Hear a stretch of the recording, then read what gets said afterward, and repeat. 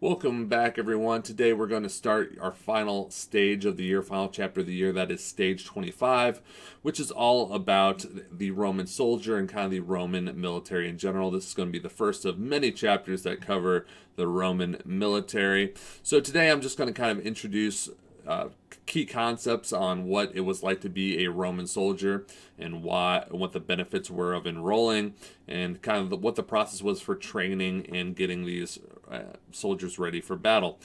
So here we go. So let's talk about first what a legion is. The legion is the basic building block of the Roman army. It's a group of 5,000 men that kind of usually are stationed in the same area. They train together. They are kind of a complete unit. And if you take multiple of these legions and put them together, that is called an exercitus, which is kind of a field army. Whenever the Romans were fighting large pitched battles, usually it involved multiple legions. We get the word exercise from that because the Romans love to drill and practice. That's why we get the term like a military exercise today. It comes from that word for a army.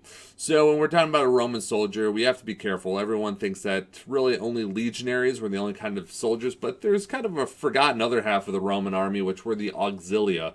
So a Roman legionary was actually a Roman citizen. If you remember when we talked about Roman citizenship, it's actually pretty exclusive. There's a large portion of the Roman population that are not actually citizens. They're either foreign born or they are simply recently conquered areas. The Romans oftentimes would not give citizenships to areas they just conquered. You had to earn it. So if you wanted to join the legions, you had to be a Roman citizen, and you couldn't be a freedman, if you remember back to what we talked about when we talked about slaves and freedmen.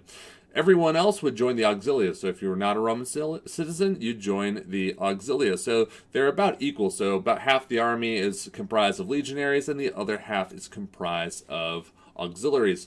So the process of recruitment was actually pretty similar to what, if you're joining the United States Army, the process you go through today.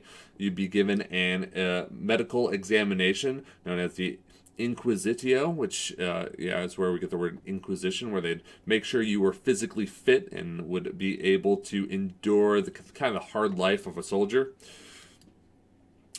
And when you signed up today, you only signed up, I think, for terms of 6 or 8 years when you're signing up for the military. Back then, it was a lot longer. So if you want to join the Roman army, you were joining for a term of 25 years of service.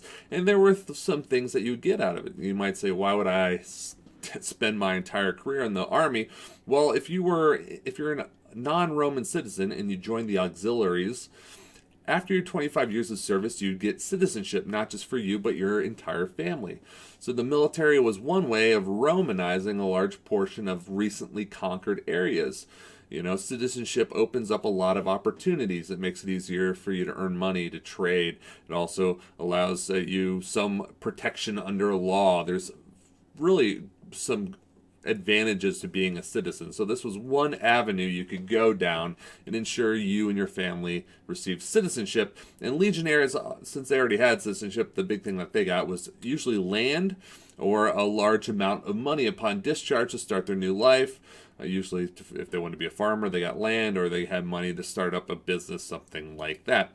And we get from a Roman author named Vegetius, we get a description of who they're looking for, and it's not surprising who the Romans were looking for. Same as kind of today. They're looking for physically fit young guys that are strong and can endure the burdens of training and fighting.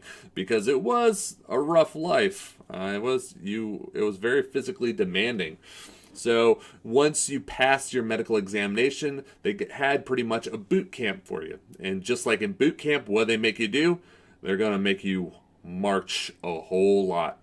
So the big thing that they want you to do is to be able to march 24 miles at regulation pace at a time. That's about 22 modern miles. And so first they'd train you without any equipment, and then they'd burden you with quite a bit of equipment. Romans could carry 60 or 80 pounds of equipment with them on the march. As you see these guys down here, they have quite a bit of equipment with them. And so if you think about that, that's a lot of marching.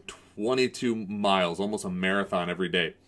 And they would also try to increase the physical fitness of their new recruits through jumping, swimming, and as we said, carrying heavy packs. So that was the first thing. Before they even taught you to fight, they had to make sure that you were in top physical shape, and that is by marching you. So if you know anyone that's gone into basic training, that's what modern militaries do too. So you're going to find out a lot of our modern military institutions are based upon what the Romans did because they had such an exceptional army. So after they marched you around, then they'd finally teach you how to fight with weapons. And as you can see here, they often use wooden shields and swords in their practice so that you could simulate kind of realistic warfare. And they'd use, of course, weapons that were imitations of what they'd use. You know, wooden gladius would be about the same size. The shield would also be about the same size and weight. And they would teach you how to fight as a unit. The big thing about Romans, which was different than a lot of ancient people, is that you had to fight in unison with those around you. It wasn't about the individual warrior. It was about maintaining your formation, your line, not breaking under heavy stress. So they taught you how to fight as a unit, as a team. All right, and as we said, all this equipment, as they train you, they fit you with more and more equipment that you would have to train with, and it could weigh 90 pounds, which I don't know if any of you have ever gone backpacking, hiking. 90 pounds is incredibly heavy, so these guys were in good shape. So after you were trained and you went on to active duty, there was other things that you were responsible for, not just fighting. Actually, fighting is what you'd probably do the least of. Legionaries acted as construction workers and engineers whenever they weren't actively fighting wars.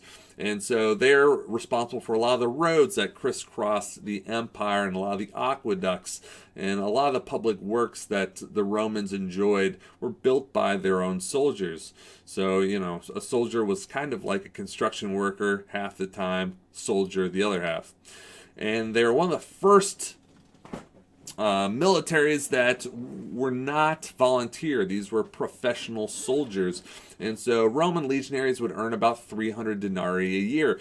Now, you know, that's about a middle class income back then. It wasn't a whole lot of money. And you also would have to pay for your own food, and you'd have to pay to maintain your equipment. But where you could really make a lot of money is during war through pillaging and looting enemy encampments, and of course taking slaves. So that's why often Roman soldiers were so eager to fight these battles. You might think that they wouldn't be too eager to risk their lives, but the monetary reward if they won could be huge from looting a city. Oftentimes they can make in one day looting what many times more than they would make in a year. So that was the main draw for Roman soldiers, which is why we have in Roman history like mutinies when, say, commanders didn't let their soldiers loose upon a city to loot and pillage it. There's several times soldiers killed their commander for not allowing them to do that. So let's talk a little bit about the equipment of a Roman soldier. All right, the most iconic piece of the Roman soldiers' equipment is their gladius. Back then, in the classical era, most warriors fought with a spear. And often, you know, if you think about it, you've seen the movie 300 or anything like that, the big bronze shields, big bronze helmets. They didn't usually fight with swords. But the Romans found that by fighting with the gladius, they could get beneath the swords. They could get really up close and personal with their opponents. And they found out that these things were just brutal and would allow them to march quicker. All right, so they didn't have a big spear encumbering them. Roman soldiers were known for being very mobile. They were often able to outflank, get around the sides of their opponents. And the gladius turned out to be kind of the workhorse of the Roman army. It was a short sword that was meant for thrusting, for stabbing. It wasn't meant, as you see in the movies, for like swinging it around,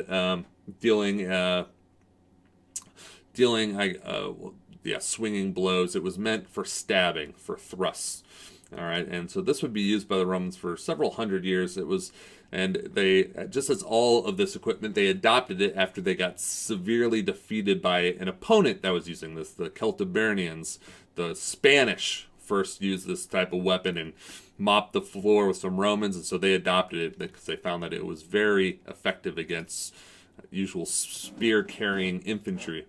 And so then as time goes on, they also will adopt the scutum, which is also a shield used by the Celts in the north of Italy. The Romans found out that the shield that was curved, and it covered about from your knee to your chin, so it covered most of your body. And we think it was curved because it would help deflect missiles, arrows, javelins being thrown at you.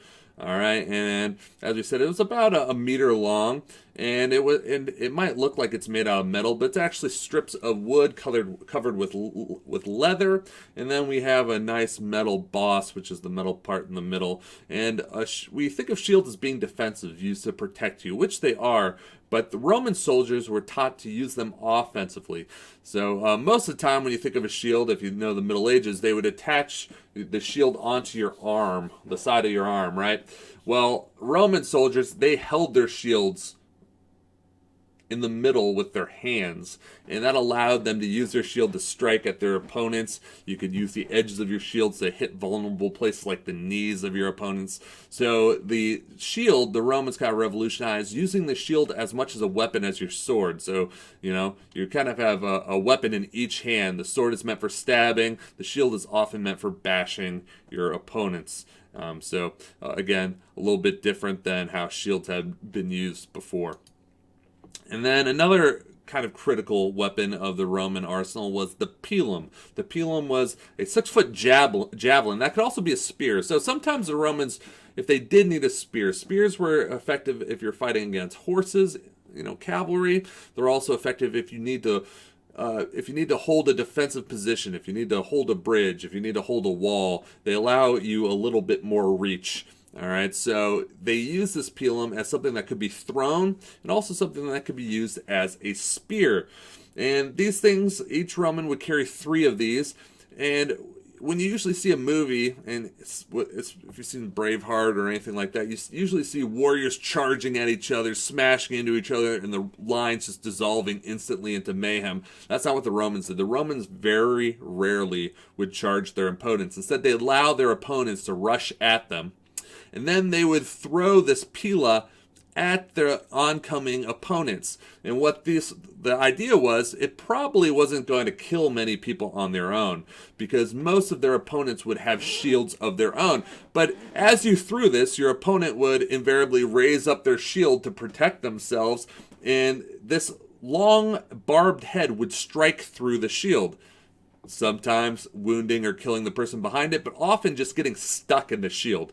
And this thing is 6 feet long, and if you notice, it has a very thin head to it. And once that struck the shield, it would bend.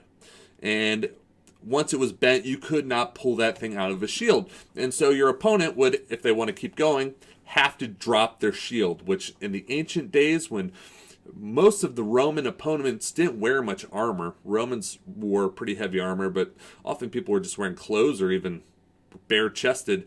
If you didn't have a shield, you're pretty much dead meat. So this thing was a way to stop the enemy charge. You throw it at people as they're running at you. It's going to cause people to fall over. It's going to cause them to lose their shield. It's a good way to stop a charge in your tracks. And the Romans, again, had 3 of them. So they could pelt you 3 times with these things as you're charging into them. Then they'd take out their swords and advance. And if later on in this chapter, I'll show a video of some reconstructions of Roman fighting. If you think of a Roman line as a big meat grinder, they're just coming at you with their short swords, never stopping, never tiring, and the pilum was very effective. And so for the armor, Romans made a lot of use of chainmail throughout their history. All right, this is actually probably the most common piece of armor. And chainmail was originated with the Celts, but the Romans adopted it because it had several functions, kind of like a Kevlar vest. There was some give to the armor. If you hit someone with chainmail, it absorbs the blow. It doesn't break or splinter like breastplates. If you could puncture plates of armor, but with this, it's really hard to puncture. In fact, it's even hard to shoot arrows through a nice set of riveted chainmail. So this was incredibly durable. It also was good for breathing. You wouldn't get overheated in this because, again, there's air circulation moving through it. And it's cheap to make. Slaves and factories churn these out quite quickly, and so it ended up being very effective. That's why you see this chainmail used from 500 BC to 1280. All right, it's kind of the armor of choice for 1700 years. But the armor we're most used to seeing is this, called Lorica segmentata. This was only used actually for about 100 years. All right, it actually, I know up here it says used from 50 to 250 AD. We don't think it was actually that widespread anymore, mostly because it was very expensive to build. This is kind of like the first plate armor used in warfare. It was very expensive to build. It was easy to rust, and it's actually pretty uncomfortable. It could dig into the neck and in the body of a soldier. You had to wear like this really heavy undergarment, padded undergarment to protect you from the armor, and it was also didn't breathe very well, so it could get very hot, which is why you don't see very many people wearing this armor in the East. All right, but it did protect you a little bit more from missile fire and especially very heavy weapons. We start seeing this when the Romans come across the Dacians that use these massive two-handed scythes. This armor was more effective, but I think it became popular because Hollywood thinks it looks cool, and so it starts showing up in movies, and so everyone thinks of a Roman wearing that. And the final piece is also important, is a cingulum. Now, this belt didn't actually offer much protection. This was kind of a way for a soldier to show their status. All right, these were often very ornate, made out of brass and gold and things like that. So the cingulum didn't really serve much protective purpose other than just showing how rich the wearer was. But something very important was the caligae. Basically, they were cleats, sandal cleats. And they were one of the first people to come up with this idea of putting hobnails, little cleats at the bottom of their sandal, and that allowed them to get more traction on the battlefield. They were not as susceptible to being knocked over on an enemy charge. The reason why the Romans wore sandals as well, it's hot where they are, and also it allowed the foot to breathe. One of the things that can be devastating in warfare is something called trench foot. If you get your foot wet and cold, you get this kind of flesh-eating bacteria that can really knock you out of the war. So having breathable footwear is really important, and the sandals were the Roman very important for Romans being able to march and fight and all that sort of stuff. So there we go. That's kind of it's not that brief, but here's an overview of the training, why people would want to be a soldier, and kind of their arms and the technology used by the Romans. So, all right, till next time.